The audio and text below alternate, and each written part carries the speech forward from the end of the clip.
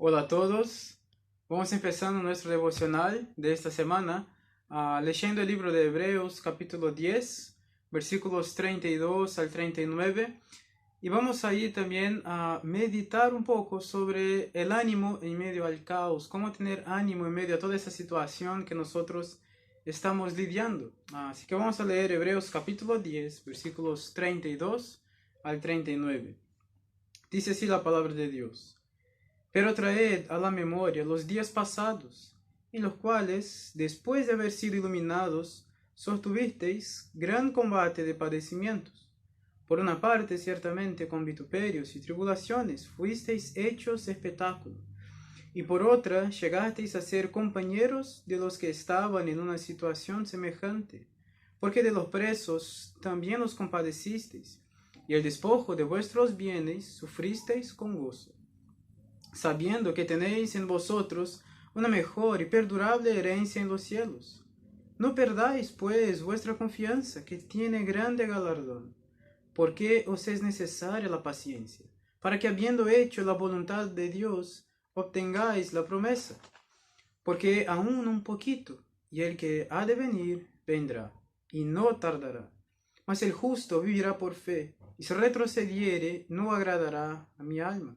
Pero nosotros no somos de los que retroceden para perdición, sino de los que tienen fe para preservación del alma. Bien, nosotros vivimos en tiempos caóticos, realmente. Y es un tiempo propicio para el desánimo. Cuando nosotros paramos para pensar la inseguridad que hay con relación a nuestro trabajo, ¿cuándo volveremos? ¿Será que volveremos pronto? ¿Será que se va a tardar mucho? Cuando pensamos también en la inseguridad sobre nuestros estudios, empezamos a sentir que nuestra vida no está más en nuestro control. Y todo eso nos trae desánimo. Cuando paramos para pensar como iglesia, ¿cuándo es que vamos a poder volver a congregarnos? No tener los hermanos cerca, no poder contar uno con el otro personalmente, este afecto cristiano. Todo eso nos trae desánimo.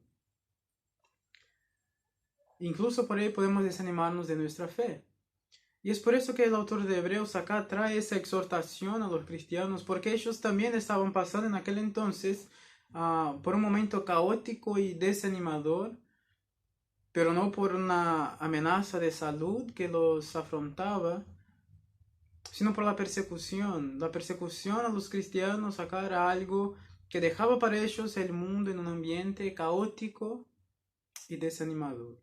Y entonces el autor de Hebreos, que no sabemos quién es un libro anónimo, el autor de Hebreos escribe esa carta para ellos, para exhortarlos, y acá en esa pequeña porción, darles ánimo en medio a toda esa situación. Así que lo que vamos a aprender hoy es que en días de caos debemos mantener nuestra confianza en Dios. En días de caos debemos mantener nuestra confianza en Dios o en el Señor.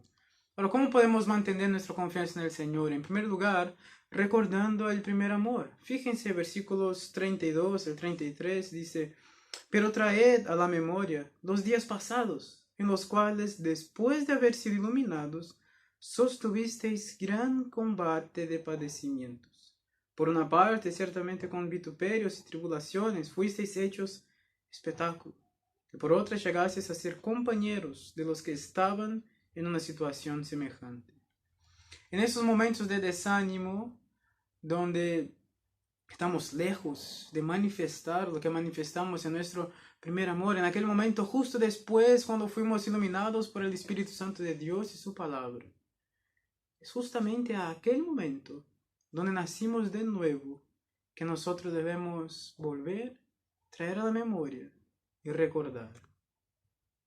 ¿Por qué es que teníamos tanto ánimo en aquel momento y no lo tenemos tanto ánimo ahora?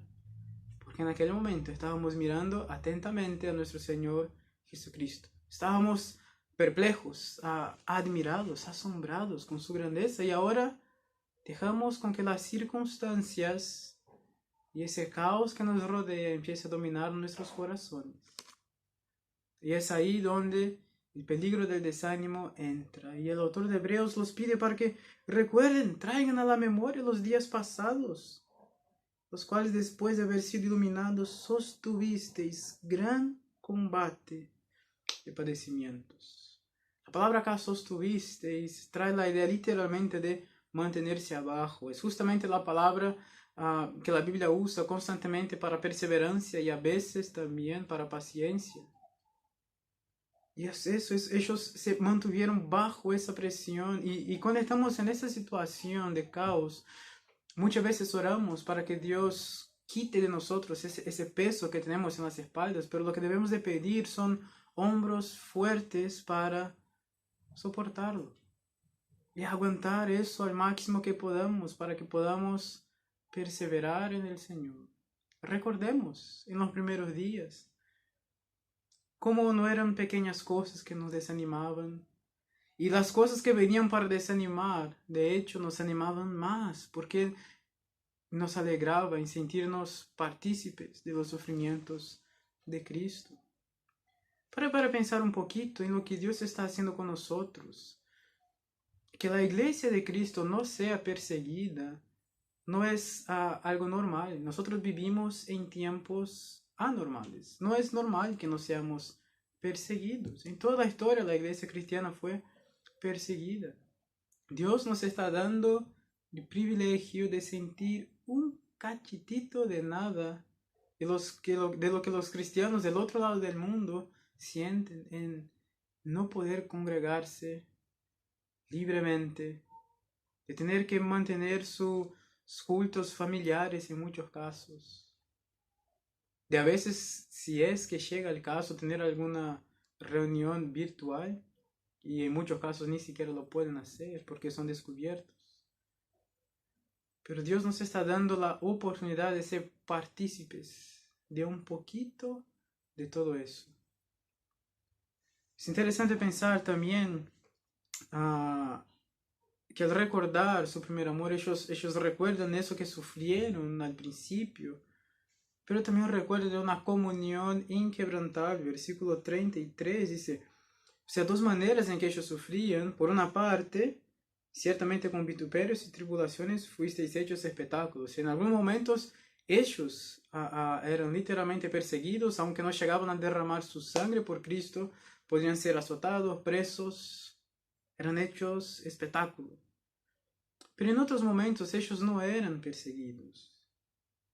Pero llegasteis a ser compañeros de los que estaban en una situación semejante.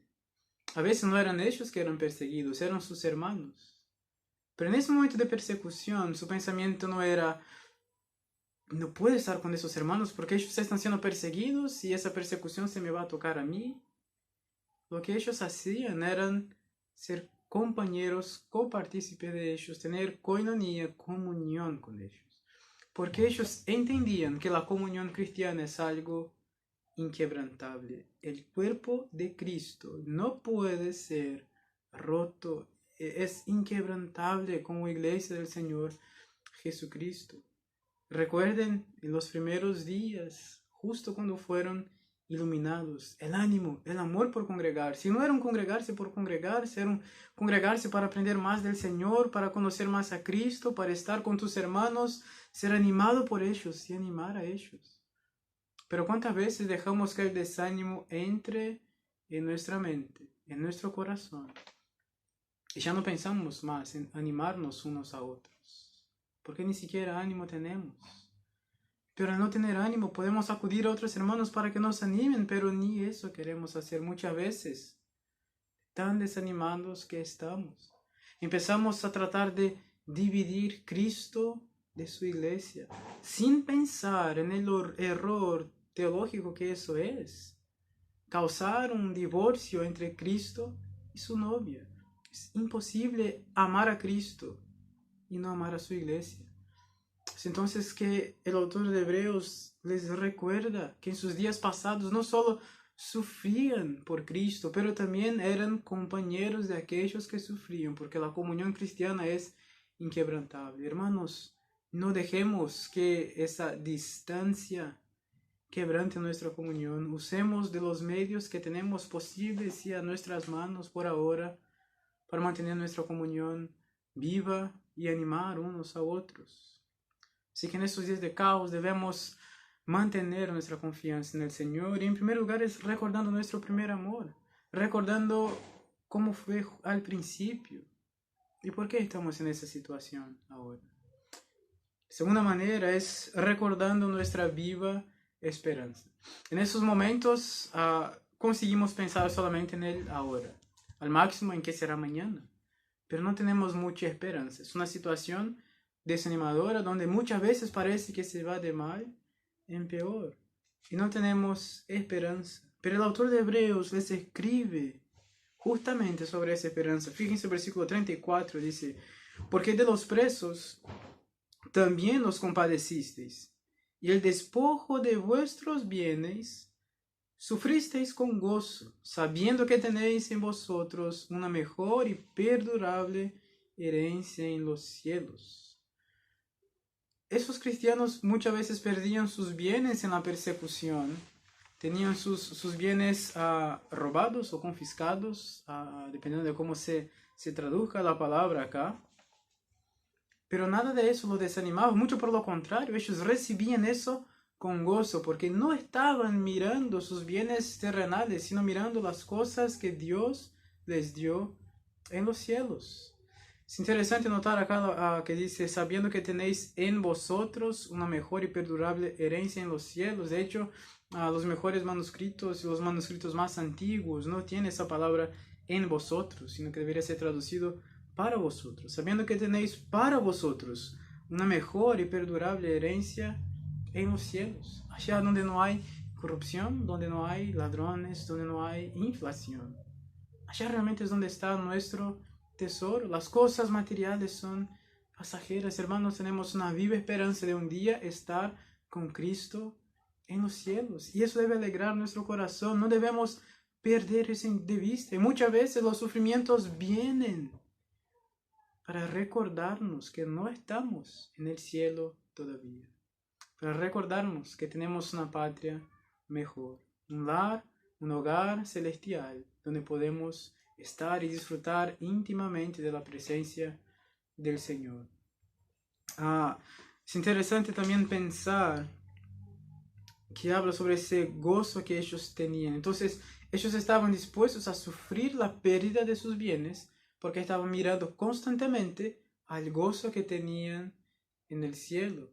Y eso habla muy bien del ejemplo de nuestro Señor Jesucristo. En el propio libro de los Hebreos, en el capítulo 12, un poquito más adelante, el autor de Hebreos empieza a hablar del testimonio de Cristo, de su ejemplo. Y en el versículo 1 dice, por tanto nosotros, también teniendo en derredor nuestro tan grande nube de testigos, o sea, toda la gente que él habló en Hebreos capítulo 11, lo que conocemos como la galería de los héroes de la fe, todos esos hombres que son testigos de que vale la pena vivir por fe. Teniendo esa gran nube de testigos, despojémonos de todo peso y del pecado que nos asedia, y corramos con paciencia la carrera que tenemos por delante, puestos los ojos en Jesús, el autor y consumador de la fe, el cual por el gozo, fíjense, por el gozo puesto delante de él, sufrió la cruz, menospreciando el oprobio, y se sentó a la diestra del trono de Dios. Nuestro Señor Jesucristo también, por el gozo que le estaba propuesto delante, soportó los padecimientos, soportó las aflicciones, y hizo lo que debería ser hecho, hizo la voluntad de Dios, hizo la expiación por nuestros pecados, como el autor, como Isaías dijo en Isaías 53, que él verá el fruto de su trabajo y quedará satisfecho.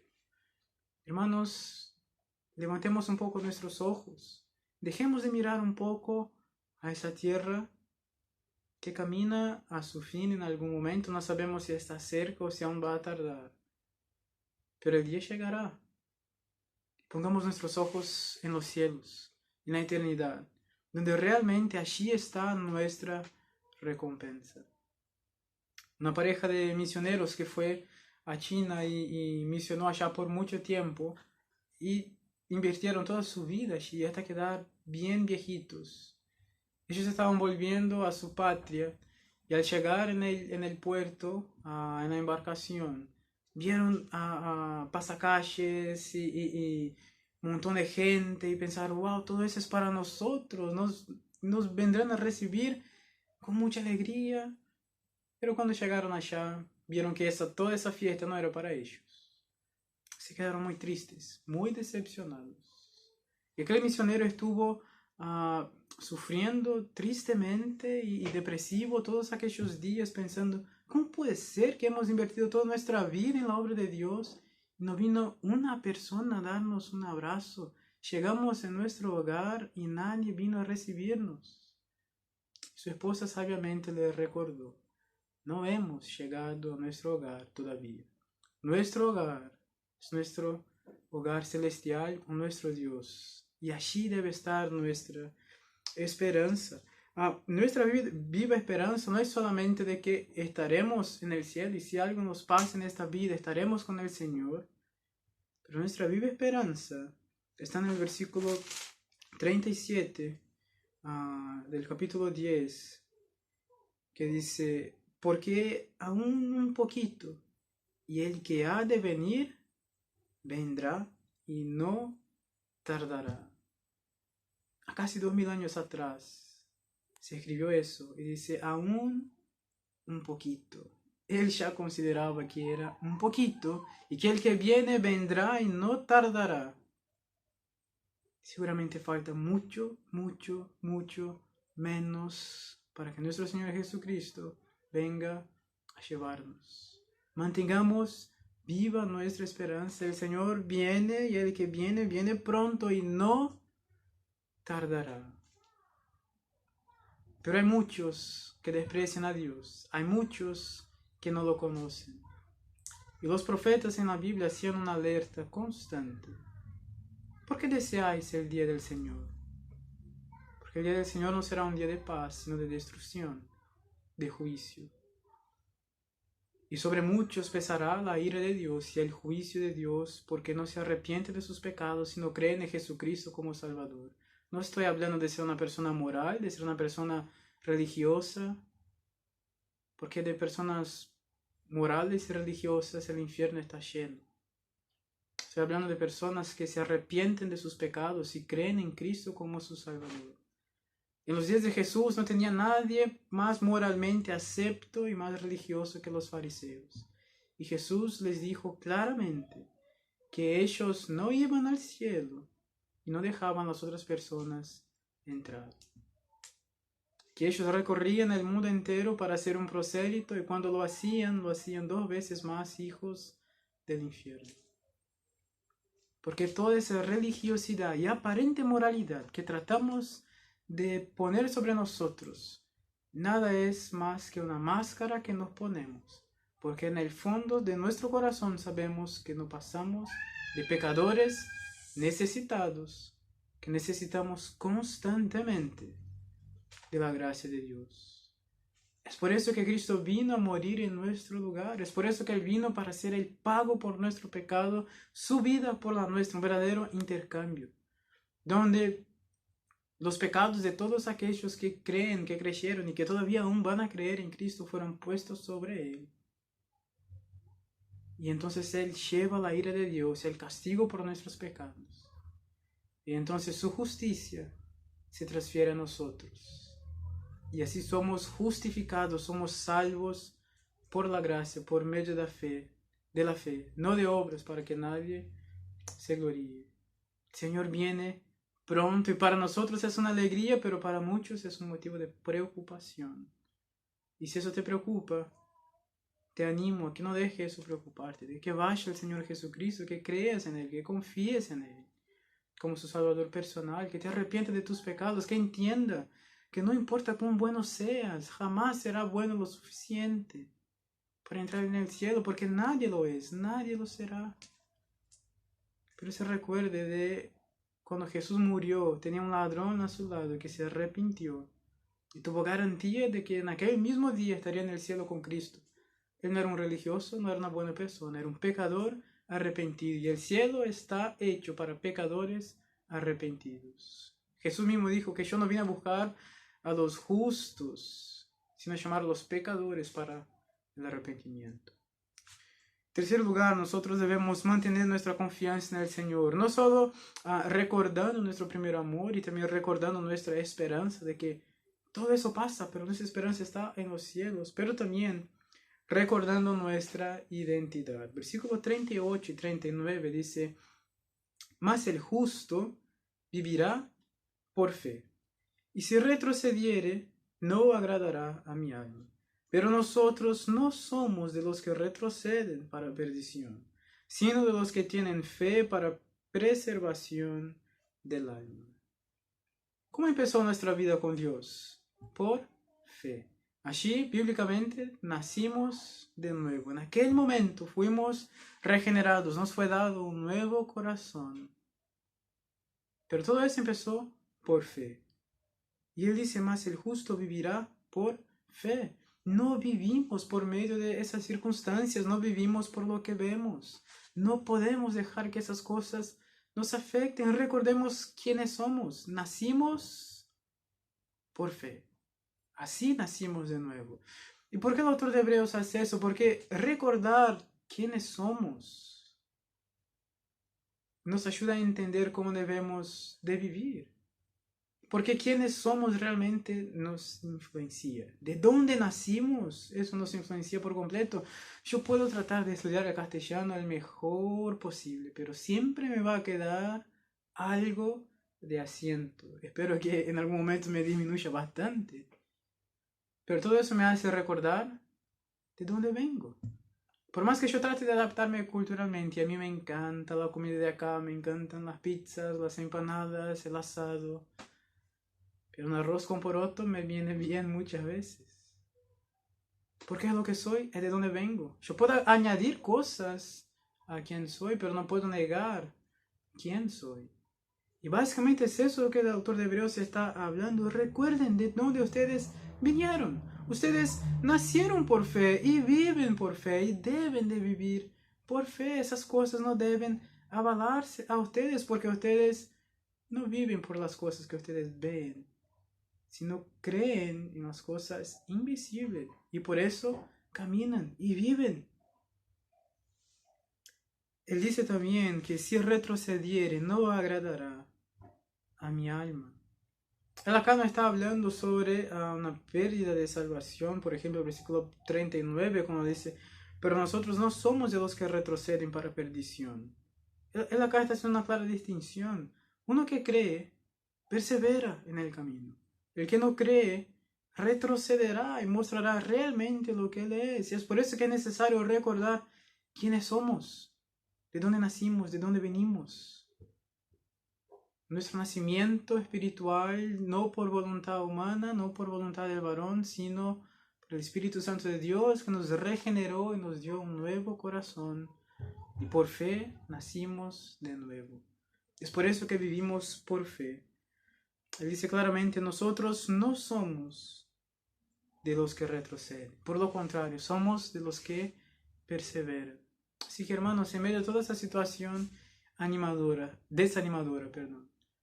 les animo a que piense que nosotros no retrocedemos. Nada de eso nos va a hacer retroceder. Por lo contrario, nos va a hacer perseverar aún más y marchar aún más. Que toda esa situación nos fortalezca como iglesia, que nos ayude a valorar las cosas que realmente importan, que nos ayuden a valorar la importancia de la comunión mutua, de tener uno al otro, la importancia de nuestros cultos familiares, que no volvamos a ser los mismos después de toda esa situación, pero que podamos mantener firmes e inabalables en nuestra fe, en el Señor Jesucristo, recordando nuestro primer amor, recordando nuestra bendita esperanza, y recordando también que nosotros no somos de los que retroceden, sino de los que perseveran, recordando quiénes somos nosotros, de dónde venimos. Nacimos por fe y vivimos por fe. Vamos a orar. Padre Santo, te damos gracias por tu palabra, que nos trae ánimo y consuelo en medio de situaciones difíciles y caóticas en que vivimos.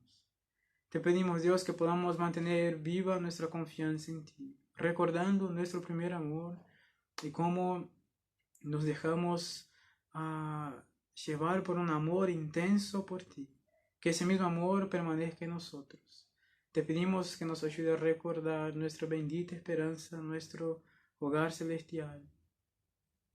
Te pedimos que nos ayude a recordar quiénes somos, que nacimos de nuevo por fe, que debemos vivir por fe.